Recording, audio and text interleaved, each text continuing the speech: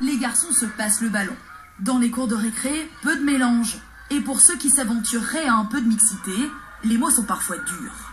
Par exemple, tu cours pas assez vite et tu devrais faire un peu plus de sport.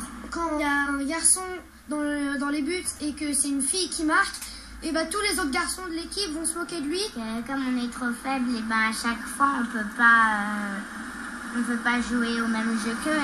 Et alors qu'est-ce que vous leur dites aux garçons? Que eux, quand ils seront grands, ils seront tout poilus et ils auront même peut-être plus de cheveux. Un rapport préconise aux enseignants de ne plus laisser passer ces remarques et de sanctionner chaque propos sexiste, qu'il soit prononcé en classe ou dans la cour de récréation. Tout va dépendre du niveau de sanction. Moi, je pense qu'il faut d'abord passer par la discussion. L'idée est bonne, je pense que l'intention est bonne. Mais alors, la sanction pour la sanction, je ne sais pas si c'est une bonne idée. Isabelle Mermillot, en plus d'être maman, est professeure des écoles.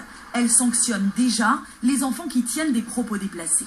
Ça dépend de l'âge de l'enfant. En maternelle, les sanctions, souvent, c'est d'être isolé dans un coin de la cour si ça se passe pendant la récréation ou dans la classe aussi. On peut isoler un enfant pour lui faire comprendre que c'est pas bien ce qu'il a dit. Pour ce pédopsychiatre, il faut punir les propos sexistes, mais ne pas nier les différences pour autant. Les enfants, dans leur construction psychologique, cognitive, familiale, sociale, se construisent comme un petit garçon et une petite fille. Quand ils insultent une fille, c'est une fille, bien sûr qu'il faut une sanction. Autre préconisation aux enseignants pour réduire les inégalités à l'école, bien répartir le temps de parole entre filles et garçons.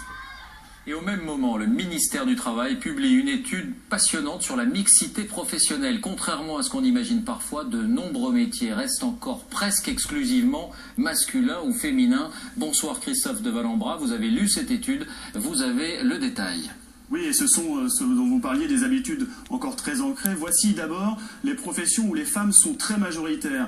Selon l'INSEE, elles sont par exemple 97,7% chez les assistantes maternelles. Même proportion chez les secrétaires, plus de 90% chez les aides-soignantes. Ce sont des professions tellement typées que statistiquement, on les nomme toujours au féminin, contrairement au très masculin, conducteur d'engins, moins de 1% de femmes dans cette profession, à peine plus chez les garagistes, les réparateurs d'automobiles ou parmi les gens qui travaillent sur les chantiers, le gros œuvre du BTP, environ 2%. Pourtant, le BTP peut attirer les femmes et ça, c'est justement ce que nous apprend également cette étude.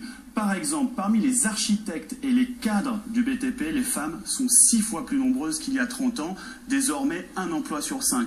Même constat, on parlait d'automobile, chez les ingénieurs et cadres dans l'industrie technique, 6,4 fois. Et c'est comme ça dans différents secteurs. Il faut dire que les femmes font plus d'études supérieures qu'il y a encore 30 ans. Mais attention, pour être tout à fait complet, il faut préciser en même temps que quelles que soient les nouvelles places des femmes sur le marché du travail, elles sont toujours en moyenne payées 24% de moins que les hommes.